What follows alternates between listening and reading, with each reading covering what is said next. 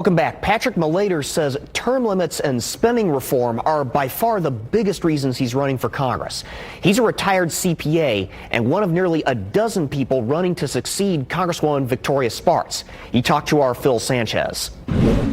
I have very little confidence that the existing members of Congress can make a difference in terms of actually working together to resolve a problem.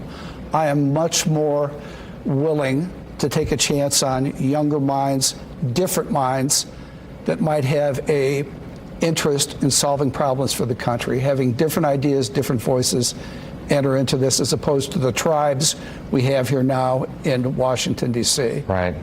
So that's one. I think there's a few things that we can do to start to reduce the deficit. So, for example, I was a national director of a large CPA firm's tax practice. You know, one of the things that you notice in that particular role is that there are just a lot of really greasy loopholes in there that largely benefit the top half of the top 1% Sure. of people in the country. And there are hundreds of billions of dollars of those items in the budget. Well, that's one area we can start to raise revenue without necessarily changing any of the tax rates for people or deductions for regular people. Closing those loopholes. Absolutely. Okay. Massive loopholes with literally hundreds of billions of dollars at stake. So that's one. Also, during the Clinton administration, they had pay-as-you-go type policies where, again, if you wanted to spend additional revenue, you had to find some offset so that you weren't increasing spending.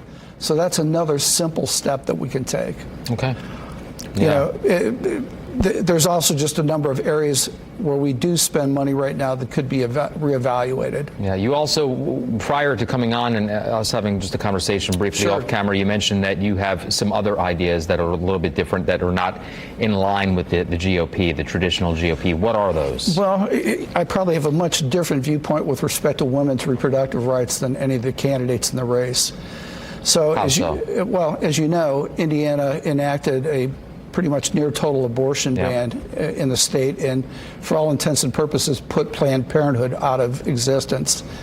So, you know, certainly my wife and I, as you mentioned, have 5 children. I certainly embrace the sanctity of life, and I'm not pro-abortion. However, I am pro-choice. So what I mean by that is I think women need to have reproductive rights in a manner that are safe, legal up to a point, and rare. So what do I mean by safe? Well, that means that you should be able to go to a medical facility, including a Planned Parenthood, to have those types of services provided.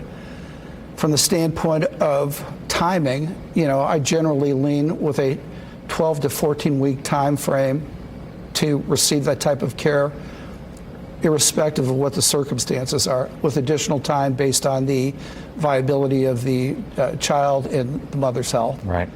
So, but if you think about the termination of Planned Parenthood here in Indiana, what a sexist thing to have done. You know, Planned Parenthood just did not do abortions. They provided a whole series of other health care for women. So, for example, prenatal and postnatal care, contraceptive advice, cancer screening. So all of those types of services that were available to women went away through the process. And again, I think it was sexist to have done that. Yeah.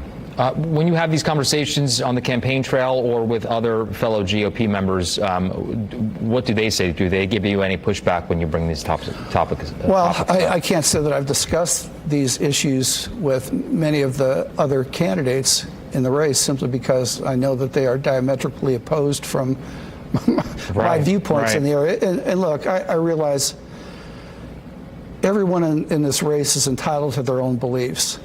But to expect that any one candidate must agree with A, B, C, D, and E to be an authentic Republican or an authentic Democrat is, you know, just not sensible. Yeah.